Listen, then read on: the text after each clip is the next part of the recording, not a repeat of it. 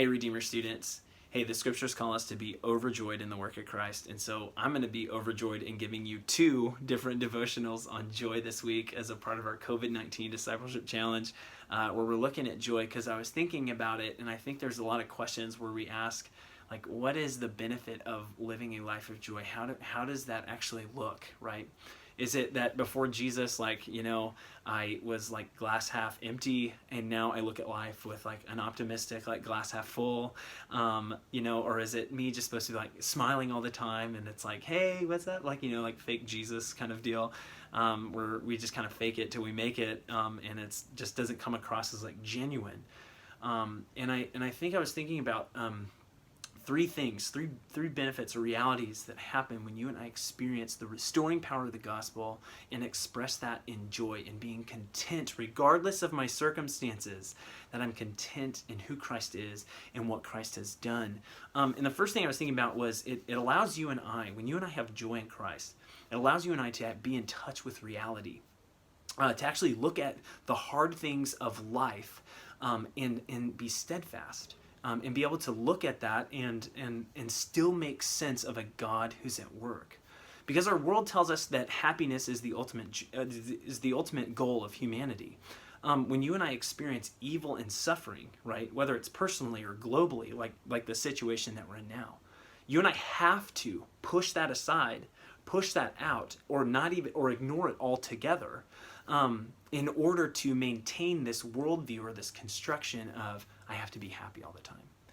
Whereas joy actually allows you to look at brokenness and look at suffering and look at pain as you experience it personally, as your family, as our world experiences it, and allows you and I to be honest and real in that. And then it also allows us to begin to make sense that saying, God is still at work, even in the midst of this, and I can rejoice, right? I can consider it pure joy whenever I face trials of many kinds. I can be honest about where I'm at in those circumstances because I know that God is working out His goodness. That's His promise to me, and I can rejoice still, be content still in that. And it allows us to just look at life in reality and be honest about it, right? Especially the brokenness and suffering that we experience or see in our world. The second thing about joy that you and I get as a result of experiencing the joy of Christ is that you and I get to be exactly who we were made to be. God's created you and I for relationship with Him. And that relationship is marked by a trust and a willfulness of ourselves to follow after Him, right? That's why when Jesus comes to earth, He says, hey, these commandments, the things that I tell you to do, I give them to you so that my joy may be in you and your joy may be complete.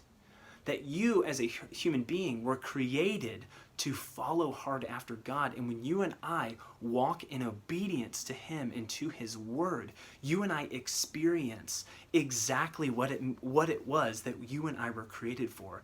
A relationship full of joy and full of content and satisfaction as a human being, by following hard after Him. So when you and I experience a joy in our relationship, the joy is best felt when you and I are obedient to Jesus and what His Word says. So you and I experience what we were made for. And then lastly, is that you and I get to be a witness to the world.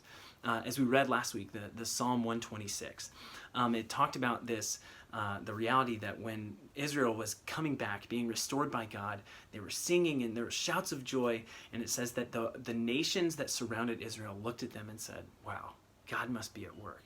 God must be real. God must be doing something for this people. What is unique about them, right?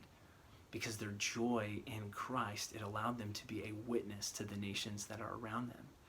And that you and I, as we experience suffering and experience trial or experience difficulty, and still yet rejoice in the Lord, and are honest and are able to embrace it for what it is, not push it to the side, not ignore it altogether, but when you and I get to walk in the reality of it, obedient to Jesus, the world looks and says, wow, what is going on? How is that so? How can that be? And so my encouragement for you is that as you experience joy this week and as you live and walk that out, that you would experience those things, being in touch with reality, experiencing what you were made for, and being a witness to the people that are around you. Hey, rejoice this week. Rejoice. I tell you again, rejoice in the Lord and what it is that he's done for us this week. Have an awesome rest of the week.